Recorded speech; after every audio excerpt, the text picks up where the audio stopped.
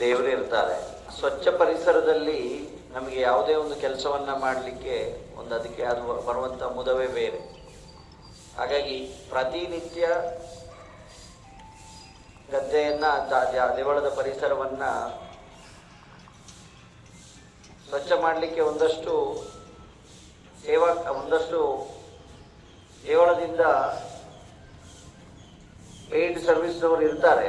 ಆದರೆ ಅವರನ್ನು ನಾವು ಸೇರಿಕೊಂಡು ಮುತುವರ್ಜಿ ವಹಿಸಿದರೆ ಖಂಡಿತವಾಗಿ ಇನ್ನಷ್ಟು ಸ್ವಚ್ಛತೆ ಆಗ್ತದೆ ಅಂತ ಹೇಳೋದು ನಮ್ಮ ಯೋಚನೆ. ಹಾಗಾಗಿ ಪ್ರತಿನಿತ್ಯ ಬೆಳಿಗ್ಗೆ ಬಂದು ನಾವು ಒಂದಷ್ಟು ಸಮಯ ಅದಕ್ಕೆ ಚಾಲನೆ ಅಂತ ಹೇಳಿಲ್ಲ, ಅವರು ಇಲ್ಲಿ ಮಾಡ್ತಾ ಇರ್ತಾರೆ.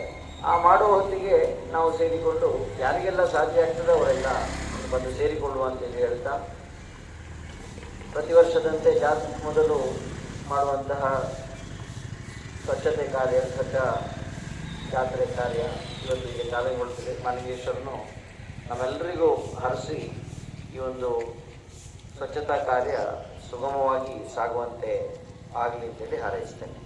ಶ್ರೀ ಮಾಲಿಂಗೇಶ್ವರ ಚರಣಾರವಿಂದ ಗೋವಿಂದ.